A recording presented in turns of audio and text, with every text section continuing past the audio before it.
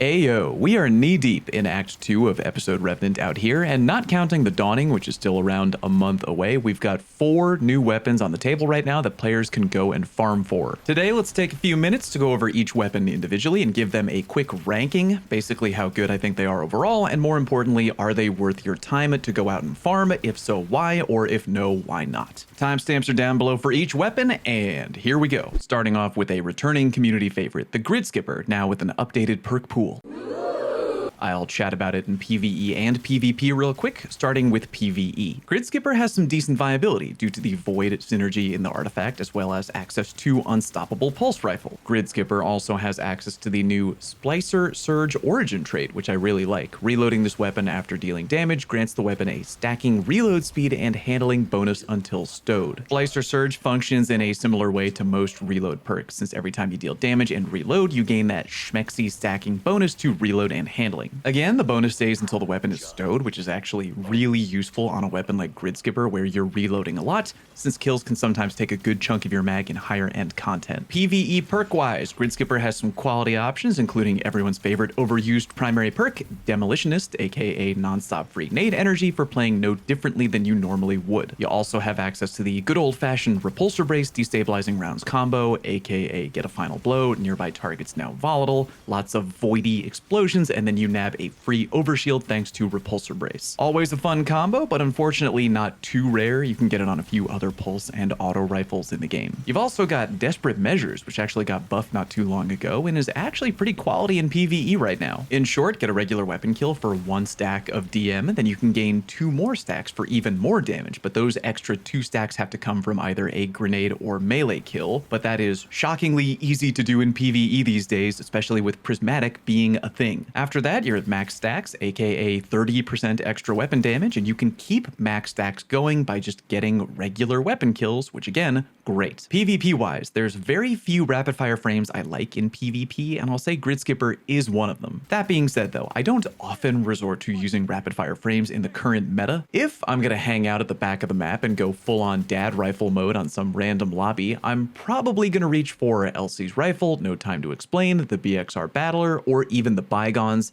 Yes, even with high ground being disabled by Bungie, over the Gridskipper. Again, though, that could be chalked up to personal preference, as I'll say that on paper, the Gridskipper is by no means a bad PvP weapon. It has rock-solid options like Lone Wolf, Perpetual Motion, the Godly Zen Moment, Headseeker, Desperate Measures, and Multi-Kill Clip. I will take points away for sure, though, for not being able to roll something like regular Kill Clip, which I would take over Desperate Measures or Multi-Kill Clip literally every single time, but what are you gonna do? In short, while I am ranking the Gridskipper my least cared about, quote, new weapon of Act 2, I don't necessarily think it's a bad gun. It has viability in both PvE and PvP, depending on if you enjoy using pulse rifles, and it's not difficult to farm, which is another plus. I'm not really pushing myself to farm a god roll, but again, if you like rapid fire frame pulses, you do you. Next up, we got the Scavenger's Fate Void Precision Frame Shotgun. We're gonna have a really interesting talk about this shotty that will either have you nodding along with me saying, yes, all right, I'm drinking the Kool-Aid a little bit here, or you'll just call me a lunatic. Either way, should be a fun little chat for sure. But real quick, today's video is sponsored by Marvel Strike Force. Click my link below to assemble powerful teams of Marvel heroes and villains to battle iconic enemies in epic combat with endless team combinations and strategic gameplay. A dynamic squad-based RPG that brings the Marvel universe to life. Assemble powerful teams of Marvel heroes and villains to battle iconic enemies in epic combat with endless team combinations and strategic gameplay. Recruit both heroes and villains from across the multiverse, including Iron Man, Wolverine, Venom, and more. Power up your characters to take on game modes like Campaigns, Arena, and Blitz. If you're a new player, you can unlock up to 17 total characters within the first 30 days, including Spider-Man, Deadpool, Thor, Captain America, and more. There's also Alliance War, a massive weekly alliance battle, raids, and Cosmic Crucible, where you go head-to-head against other players in a tournament. New characters are constantly being released, and you can also unlock other characters and costumes from Marvel movies, TV shows, comics, and more, like the recent release of Blade and his team of Night Stalkers. This month, there's a brand new game mode called Battle World, an exciting new PvE mode where you can participate alongside your alliance. To celebrate the spooky season, players can also redeem the promo code Halloween to get their free 100 shards for Zombie, Iron Man, 600k gold,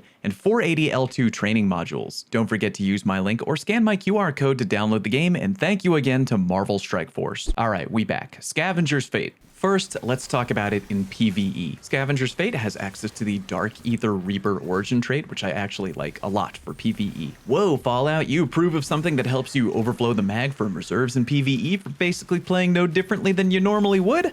I know, big shocker. Anywho, I know I put out a video not too long ago that talked about, among other things, which shotgun archetypes do well in PvE and which do well in PvP, and I mentioned much preferring precision frame shotties for PvP. Yeah, that hasn't changed. However, I am gunning for a certain PvE role on the Scavenger, and that is Discord and destabilizing rounds. Please let me explain. Discord is a strange perk, but it can also be very fun. Getting a kill with a different weapon, then swapping back to your weapon with Discord gives you a 7-second buff for ADS speed, accuracy, and AE, as well as reloading the weapon after every kill, similar to the perk Subsistence. However, if it's a special ammo weapon, when Discord has been activated, every kill flat out refunds ammo into your gun from thin air, and you might be catching on where I'm going with this. With destabilizing rounds in play, we now have a special ammo weapon where for 7 seconds you're both refunding ammo out of thin air and spreading free volatile around the room, which, I mean, come on, that has to sound kind of fun, don't you think? Of course, I wouldn't recommend that role to really be used in super high difficulty type PvE content, but even still, it's a role I'm interested in farming, and you can't really stop me. PvP wise though, I'm giving the shotgun a big old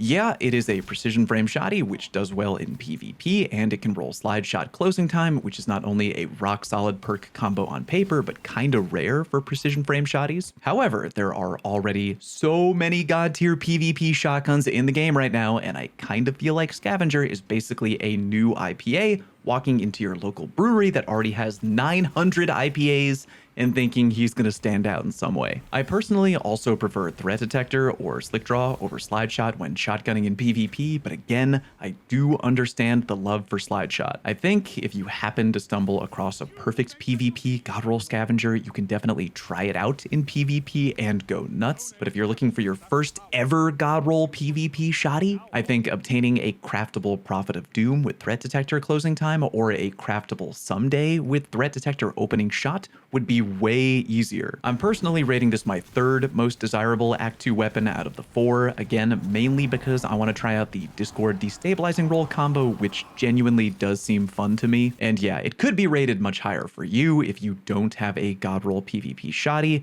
but I think there are easier options you can farm for. Next up, the Noxious Vetiver, a 600 RPM ARC SMG. In short, I pretty much want the Vetiver exclusively for PvE, so let's go over what it brings to the table real quick. First up, you got the Dark Ether Reaper origin trait, which again, big thumbs up from me due to the ability to straight up overflow the mag without having to play any differently at all. Next, quick note, the Vetiver has access to Pugilist, which IMO isn't as great as Demolitionist, but if you have a melee heavy build, Consecration Titans, this perk is pretty fun in PvE. But the real reason everyone wants a Noxious is due to what lives next door in column 4, and that is jolting feedback. Sustained damage will jolt the target, and this jolt will proc even faster if you're amplified, which can be very easy to activate using jolt feedback itself. Now, normally I probably wouldn't recommend this, but pairing together jolting feedback and attrition orbs could be interesting. Yes, attrition orbs will take a decent amount of shots to proc, but then again, so does jolting feedback.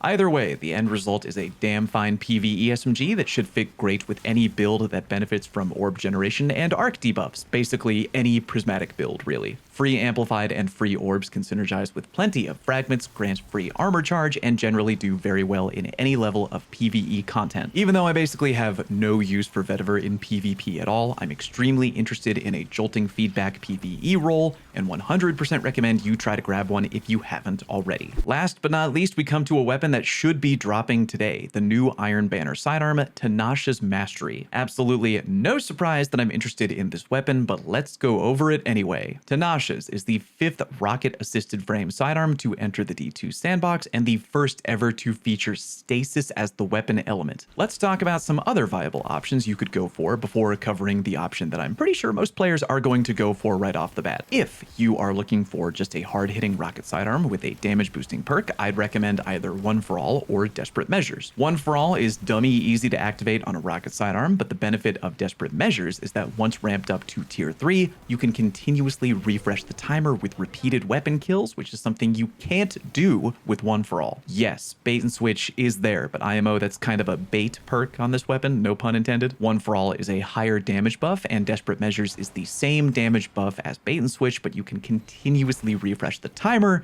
so official nah on bait and switch for me. But the sole reason a lot of players are going to be understandably interested in farming a Tinasha's Mastery is Chill Clip in column 4. Direct hits with the top of the mag cause a detonation that slows nearby targets. Let's talk about this real quick though, because again, Tinasha's is dropping into the game today, and there's one extremely important piece of information that PvE players are dying to know. Will Chill Clip Tinasha freeze in 2 hits or 3? Let me explain. For most weapons, Chill Clip applies 60 stacks of slow to a target on direct impact. However, not too long ago, there was a certain weapon that was doing this so well that it was awarded the highest honor Bungie can give, a weapon-specific nerf. That weapon was the Riptide Fusion Rifle, which rather than 60 stacks of slow, only applies 40, meaning you need 3 pulls of the trigger with a Chill Clip Riptide in order to freeze a target. Keeping that in mind, I would be truly amazed if day 1 Chill Clip Tinasha had the ability to apply 60 stacks of slow, thereby being able to freeze a target in just 2 direct shots. That would be mind-bogglingly broken in ways I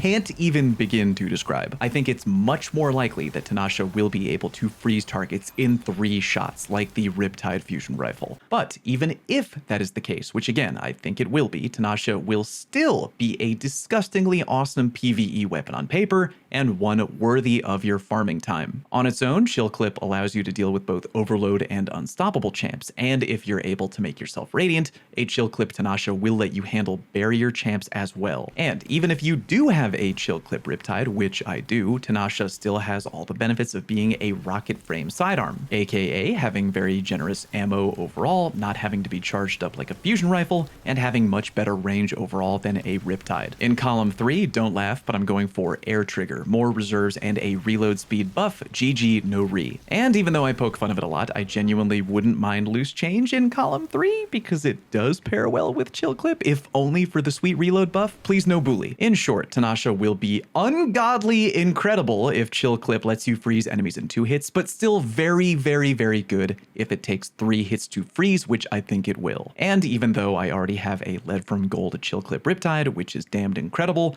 I still want a Chill Clip Tinasha to add to my collection and rate this as my most wanted weapon so far in Act 2. No matter what, if you're a PvE player out there, I highly recommend you go get a Chill Clip Tinasha 110%. Tell me what roles you're interested in chasing, if any, or if the Act 2 weapons just aren't really doing it for you. Let me know why down in the comment section. Thank you very much for watching. Peace!